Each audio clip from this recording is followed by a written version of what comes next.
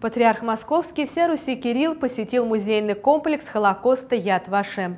Предстоятель осмотрел зал памяти, где зажег вечный огонь, и детский мемориал, выдолбленную в скале пещеру, где зачитываются имена 1,5 миллиона погибших от рук фашистов еврейских детей.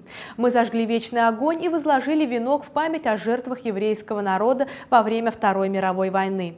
Я был рад слышать о том, что здесь вспоминаются имена тех, кто защищал еврейский народ, кто спасал евреев от неминуемой гибели, сказал патриарх. Он напомнил о воинах Красной Армии, которые спасли мир от фашистской чумы. Я хотел бы вместе с 6 миллионами погибших евреев вспомнить о 27 миллионах советских граждан, среди которых также были евреи, которые погибли, защищая Европу и мир от фашистской власти и произвола, сказал предстоятель.